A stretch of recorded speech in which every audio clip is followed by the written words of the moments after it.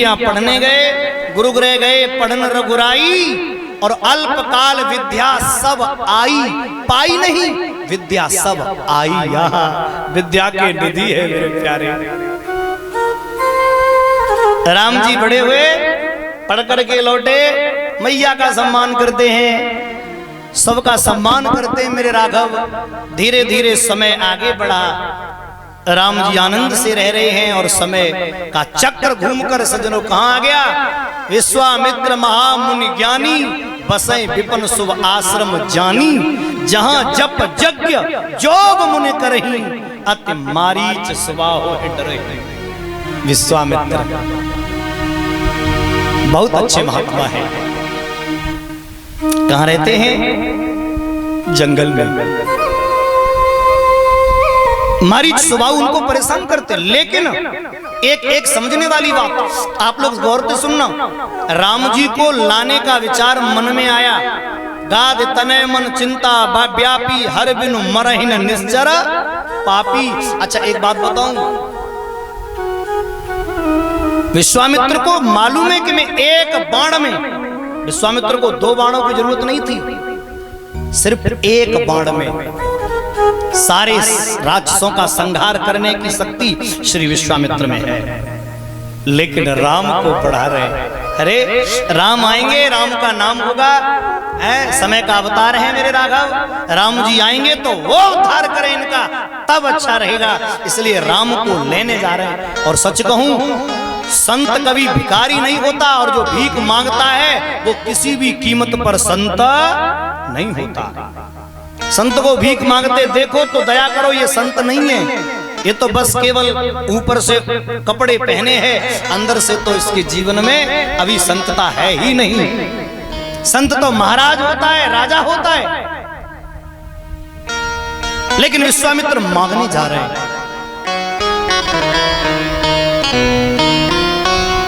कथा का ऐसा, संत भिखारी नहीं है, संत भीख नहीं मांगता। लेकिन मैं तुमसे एक निवेदन करूं, एक राजा जा रहा था, राजा, ये जो ढोलक वाला लड़का है, ये इसने मुझे दृष्टांत सुनाया था, कहीं से लाया था ये, संजय शर्मा के सुनाया इसने मुझे। एक बार एक राजा की पालकी जा रही थी, रथ में सवार होकर राजा जा रहा था। एक महात्मा अपनी झोपड़ी में बैठा और जोर जोर से बोला, कुछ राजा जैसी कुछ राजा से अच्छी, कुछ राजा जैसी कुछ राजा से अच्छी। राजा बोला, क्यों बाबा, तुम्हारी मेरे जैसी कैसे है? वे राजा, खाने को अच्छा भोजन मिलता तुम सूखी पाकी खाते, मैं डल्लप पे सोता तुम कंकरों में सोते, मेरा हुक्म चलता तुम्हारी कोई सुनता भी नहीं, तुम्हारी मेरे जैसी कैसे? और कह रहे हो कुछ राजा होते अच्छी, कैसे? तो आप गौर से सुनना मेरी बात एक एक, कुछ राजा जैसी कुछ राजा से भी अच्छी। कारण तब महात्मा बोले, सुन रे, रात को जब तू सोता है ना, तो सोने के बाद न तू राजा रहता न मैं महात्मा, तू और हम एक जैसे हो जाते रात के, कुछ राजा जैसी। रात को सोने के बाद हम तुम दोनों एक जैसे, और सवेरे जब तू जगता है तो जगने के बाद देख, तो कचहरी की टेंशन, रानी की टेंशन, महारानी की टेंशन, पटरानी की टेंशन, दासी की टेंशन, मेहतरानी की टेंशन है, जाने कितनी टेंशन। मेहतरानी उठ गई तो झाड़ू कौन लगावेगा, तुझे सबकी टेंशन। और मुझे सवेरे नहाई के चकाचक तिलक मारता हूँ और माला पहनी, हाथ में माला लगाई, और कुछ खाए भी मिलेगा तो ठीक नहीं, चकाचक भजन में पूरा दिन निकल जाता। तो कितनी अच्छी है मेरी, कोई टेंशन नहीं है। इसलिए संत महाराज होते हैं, राजा भी नहीं, संत महाराजा होते हैं। इसलिए संत भीख मांगते अच्छे नहीं लगते, ये तो सबको देने वाले होते हैं। लेकिन विश्वामित्र मांगने जा रहे हैं, क्या मांगने जा रहे हैं? राघव को संत परमात्मा मांगे तो ये शोभा देता है, संत पैसा मांगे बिल्कुल शोभा नहीं देता। हाँ हाँ, संत महात्मा।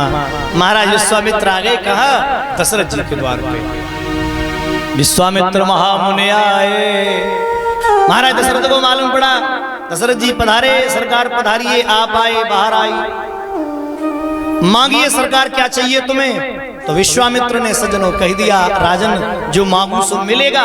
बोले आप जो मांगेंगे सो ही मिलेगा। तो आंखों में आंसू आ गया और रोकर बोल गए, असुर समूह सतावह मोई, असुर समूह सतावह मोई, मैं जाचन आयो न पतोई, मैं जाचन आयो न मोई। अरे राजा मैं तुझे याचने आया हूं। असुर समूह सतावह मोई, असुर समूह सतावह मोई, मैं जाचन आयो न पतोई, मैं जाचन आयो न पतोई। अरे महाराज मैं तुझे याचने आया हूं। देखो चौपाई सब लोग मेरे साथ गाया करो, ये चौपाई गाने की चीज है। मैं तुझे याचने आया हूं और क्या चाहिए? बोले सुन ले। अनुज समेत देव रघुनाथा, अनुज समेत देव रघुनाथा, निश्चर बध में हो सनाथा, निश्चर बन में हो सनाथा। ये चौपाई नहीं है, गोस्वामी जी की रामायण की एक एक चौपाई भागवत के श्लोकों के बराबर है। हाँ, ये रामायण सहज नहीं है सज्जनों, पर कथा कहने वाला होना चाहिए। कोई कोई तो राम कथा को भी ऐसा बना देते हैं कि लगती नहीं है कि राम कथा है, दनादन गीत चल रहे हैं। तो जब भी चौपाई होए, परिषद महाराज अगर ना आए रही तो रह करके लाइन पूरी राम राम तो कर ही ले कम से कम, तो बाड़ी शुद्ध रह जाएगी तो सब गई है, ठीक है। हाँ, महाराज विश्वामित्र की बात सुनकर के दशरथ जी के नेत्रों से आंसू आ गए। दशरथ बोले, महाराज ये क्या मांग रहे हैं आप? सब सुत मोहि प्राण की नाही, राम देत नहीं बनहि गुसाई, राम देत नहीं बनहि गुसाई। क्या मांग रहे हैं?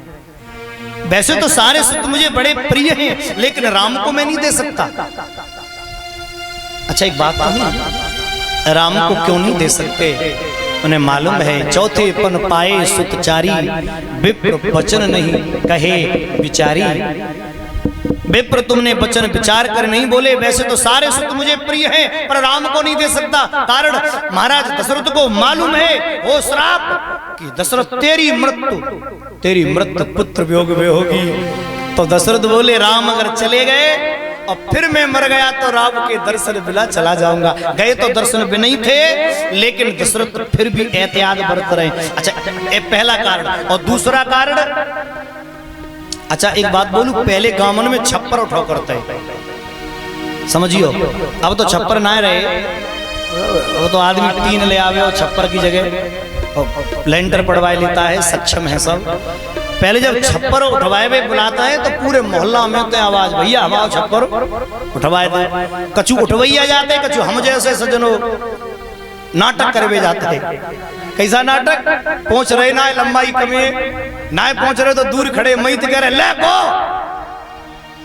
समझो पूरी चोट वहीं तक पहुंचा दी। हाँ तो बहन भाइयों, ऐसा भी पहले कितना भाव हुआ करता था, सब लोग बड़े आनंद से आनंद लेते थे। लेकिन अब सब भाईचारा तो बिल्कुल रह ही रही है, क्योंकि एकांकी जीवन हो गया है, सब अपने अपने में मस्त हैं, सब आनंद में है, भाईचारा बिल्कुल नहीं।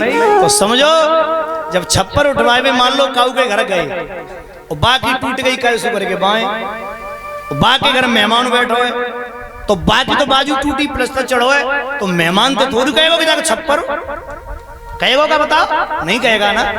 मेहमान अतिथि किसे कहते हैं? अतिथि उसे कहते हैं जो बिना अतिथि के घर पे आया। अतिथि देवो भव।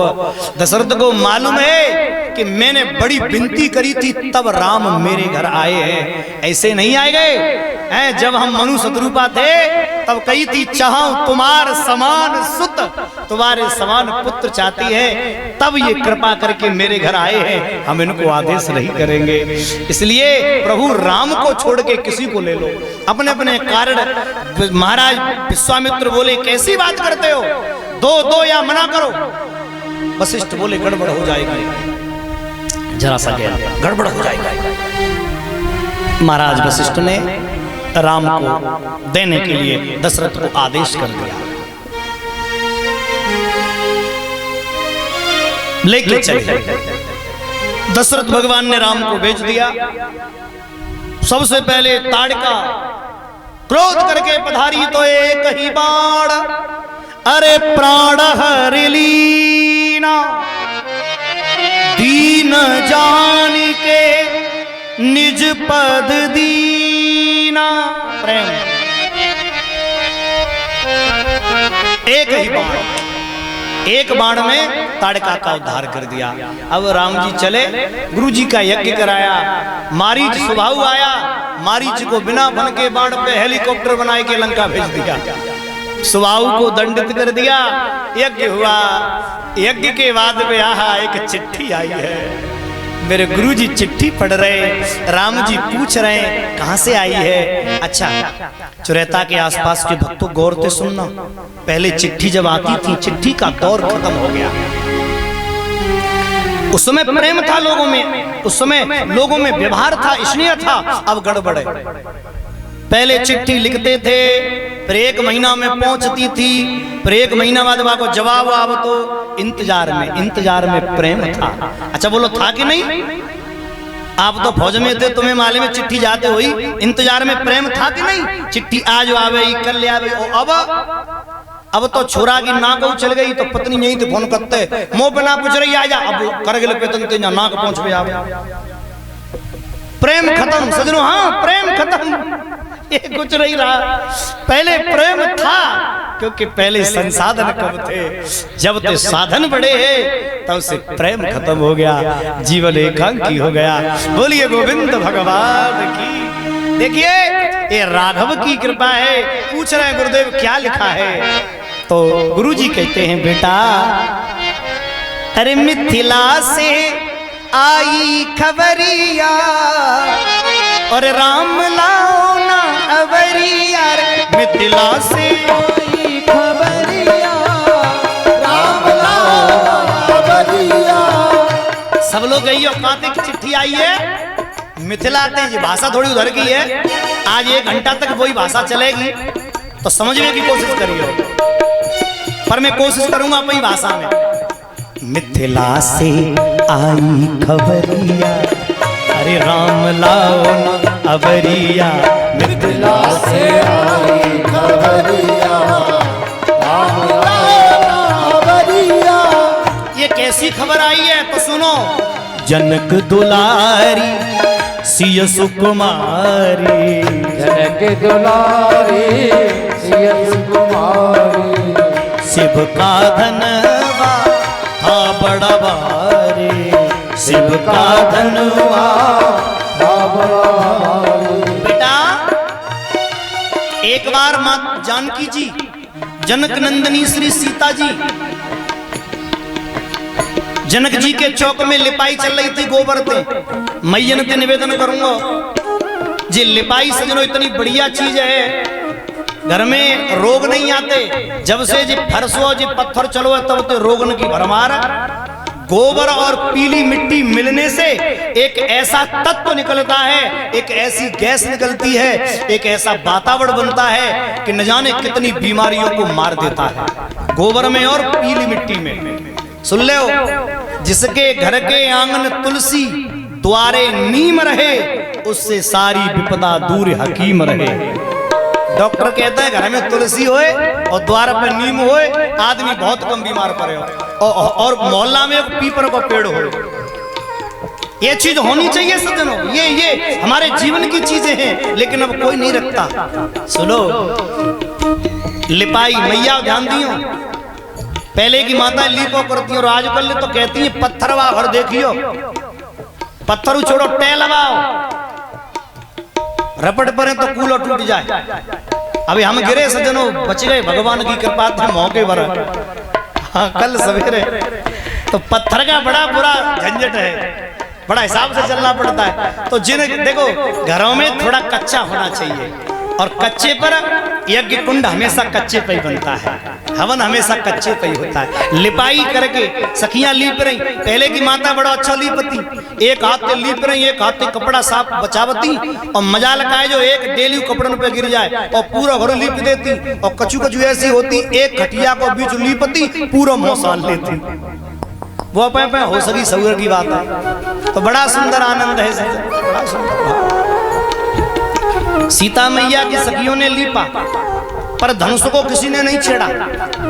सीता मैया बोली ये धनुष रखो है, जा पे गाउनी ना लीपो। सो सीता गई, धनुष को उठाया, उसकी जगह लीप के और थोड़ा खिसका के रख दिया।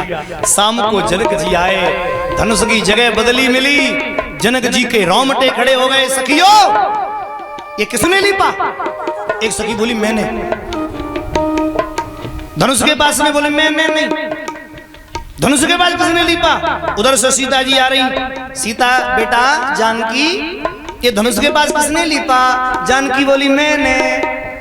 जनक जी बोले तो छोटी सी है, भी ज्यादा उम्र नहीं है, बहुत छोटी, राम से 9 वर्ष छोटी है, ऐसा वाल्मीकि रामायण में प्रमाण है। 9 साल राम से। मैंने, तुमने? ये जनक महाराज तो रो पड़े, मेरे घर में आज शक्ति पराम्मा आ गई है। जनक ने प्रतिज्ञा करी जिस महावीर की महाप्रता, ये धनबाद तोड़ गिराएगी, और उसी वीर से निरविरोध जानकी विभाई। जनक दुलारी सियस कुमारी, जनक दुलारी सियस कुमारी, शिव का धनुबा हर बड़ा भारी, शिव का धनुआ है बड़ा भारी, पारी है उसकी उमरिया, राम लाओ ना अवरिया, मिथिला से आई खबरिया, राम लाओ ना अवरिया। धनुष जगे, थोड़ा बोलिए कम। धनुष यज्ञ की सुन करके राम प्रसन्न है गए। धनुष यज्ञ सुन रघुकुल नाथा, और हर्ष चले मुनिवर के साथा। चल पड़े प्यारे। अच्छा एक बात और बता दूं, बड़े गौर से सुनना। राम जी हंस के चले, राम जी नहीं, दुनिया के हर लड़के की यही आदत है, कितना सीधा होए ब्याह होते है जाए, फिर देखो कितना भी सीधा बच्चा हो, शादी तय वही, फिर देखो मैंने ऐसे ऐसे देखे जो मुंह पे बात नहीं करते शर्म के मारे, और ब्याह होते है जाए फिर गरियारे फोड़ेंगे। हाँ, गर्दन नो हिलाएंगे। कोई पूछे का बात है, चोरे चो खरंजा फोड़ रहे है, तो बहन भाइयों मुंह से नहीं बोलते, पेट में तो आवाज निकलते, क्या बताए शादी हो रही है। और जब है जाए फिर पूछो 6 महीना बाद, और भाई साहब कैसे हो, फिर ब्रोम होकर के ठीक है। जब डिमांड शुरू होती है तब कहता है जे का कर बैठे। हाँ, तो राम जी हंसकर चले, हर्ष चले मुनिवर के सहता।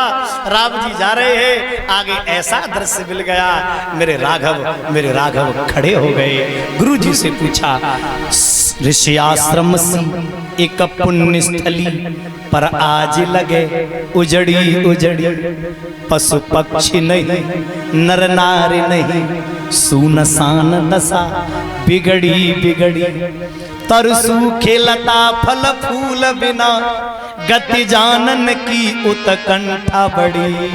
तो राम जी ने पूछा, कहिए गुरुदेव कृपा करके, जी कैसी शिला मगमाए पड़ी। राघव ने कहा, प्रभु ये शिला कैसी पड़ी है? विश्वामित्र की दोनों आंखें भर आई। राम से बोले, बेटा ये कहानी मैं सुना नहीं सकता, लेकिन जरूर कहूंगा। ये गौतम की नारी है। गौतम नारी श्राप बस, जी उपल देह धरि धीर, चरण कमल रज चाहती, कृपा करो रघुवीर। बेटा राम ये गौतम की नारी है। राम ने कहा गौतम की नारी अहिल्या इतनी महान माता और पत्थर की कैसे? बोले लोग तो कहते हैं कि सब इंद्र की गलती है, लेकिन बेटा मेरा मन कहता है कि थोड़ी सी भूल अहिल्या से भी हुई है। वैसे अहिल्या 5 कन्याओं में आती है। 5 कन्याएं कौन? 5 कन्या कौन है मालूम है? द्रौपदी, कुंती, अहिल्या, तारा और मंदोदरी। ये 5 कन्याएं हैं। ये इनमें कोई पाप नहीं है। सुन लो गौर दें, द्रौपदी के 5 पुत्र लेकिन पवित्र नारी। कुंती के भी जीवन में 5 वर्षों का संग लेकिन पवित्र नारी। अहिल्या पत्थर की हो गई लेकिन पवित्र नारी। तारा का पति आप सब जानते हैं बाली, फिर भी समझ लो पवित्र नारी। और मंदोदरी जिसका पति रावण जो सीता का हरण करके लाया, फिर भी मंदोदरी बड़ी पवित्र नारी। ये 5 कन्याएं हैं, इनमें कोई दोष ही नहीं है, लेकिन फिर भी थोड़ी सी कमी अहिल्या की हो गई। आप लोग सोचेंगे क्या? तो सुनो, जिसका पति परदेश में हो, एक शब्द सुनना, जिसका पति परदेश में हो उस माता को ज्यादा श्रृंगार नहीं करना चाहिए। पहली बात, जिसका पति बीमार हो उस पत्नी को ज्यादा श्रृंगार नहीं करना चाहिए। जिसका पति जेल में हो, मुसीबत में हो, उसको ज्यादा श्रृंगार नहीं करना चाहिए। जिसका पति विदेश चला गया है उसको ज्यादा श्रृंगार नहीं करना चाहिए। जिसका पति, बहन भाइयों, जो अपने मायके में आई है उसको भी अति श्रृंगार नहीं करना चाहिए। और संत की पत्नी को तो बिल्कुल भी श्रृंगार नहीं करना। अहिल्या संत की पत्नी है, लेकिन बड़े गौर से सुनना, संत की पत्नी है लेकिन अहिल्या के जीवन का मैं प्रकाश आपको दूं। अहिल्या के जीवन की भावना सुनिए। अहिल्या की पहले शादी इंद्र से होने वाली थी लेकिन हो गई गौतम से। तो कभी कभी गौतम और अहिल्या इंद्र के यहाँ जाया करते थे। इंद्र की पत्नियों को देखकर अहिल्या के मन में भी श्रृंगार करने की इच्छा जागृत हो गई और श्रृंगार करके अपने आश्रम में घूमने लगी। पहले से भी सुंदर और श्रृंगार और कर लिया। किसी ने बड़ी अच्छी बात कही है। एक कवि ने लिखा है, अरे लकड़ी के मकानों में अंगीठी न जलाना, लकड़ी के मकानों में अंगीठी न जलाना। सभी कहियो, ए पड़ोसी भी वहाँ आग बुझाने नहीं आते, पड़ोसी भी वहाँ आग बुझाने नहीं आते। जो बीत गए हैं वो जमाने नहीं आते, जो बीत गए वो जमाने नहीं आते। अरे आते नए लोग पुराने नहीं आते, आते नए लोग पुराने नहीं आते। और बड़ी प्यारी बात, रहते हैं हम जहां, अहिल्या का जीवन बरसे हुई उन वृक्षों की, अरे सूखी हुई डाली को बरसे हुई उन वृक्षों की, सूखी हुई पंछी भी जहां रात बिताने नहीं आते, रात बिताने नहीं आते। मेरे श्रोता बंधुओं बड़े मन से सुनना, अहिल्या इतनी महान नारी, कभी कभी श्रृंगार करके निकलती तो इंद्र की नजर पड़ गई और इंद्र ने चंद्रमा को, सुनो, उसने देखा कि मेरा साथ देने वाला ऐसा ही कोई होना चाहिए, चंद्रमा एक्सपर्ट, जिसने सबसे पहले अपने गुरु की पत्नी का हरण कर लिया। बोले ये आदमी ठीक है, ये संग देगा। इन चंद्रमई के पास गया, भाई तू तो मेरा साथ दे दे। चंद्रमा बोले ठीक है।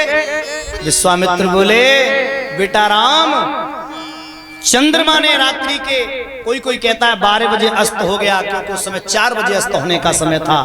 ऋषि को लगा 4 बज गए। कोई कहता है मुर्गा बन के बांग लगा दी। चंद्रमा ने बहुत वक्त को लगा सवेरा हो गया। आहा, स्नान करने मैया के पास में गए। मैया गंगा कहती है बेटा, हे गौतम बेटा, तेने ऐसी गलती कबू ना करी, आज क्यों कर रहा है? 12 बजे किसी परनारी के यहाँ कोई स्त्री कैसे लेटी और तू आकर के जगाता है? गौतम बोले माई 4 बज गए। बोले नहीं, 12 बज रहे और तेरे घर पे छल हो गया। गौतम ने चंद्रमा को कलंकित कर दिया। अहिल्या को श्राप मिला, तू पत्थर की हो जा। अहिल्या ने कहा मुझे चौराहे पर डाल दो। देखो, निंदक नियरे राखियो, आंगन कुटी छवाए, तेल बिना साबुन बिना जिन निर्मल करे। अहिल्या कहती है सरकार मुझसे भूल हुई है, मुझे चौराहे पर डाल दो, लोग देखेंगे, थूकेंगे, मेरा पाप दूर हो जाएगा।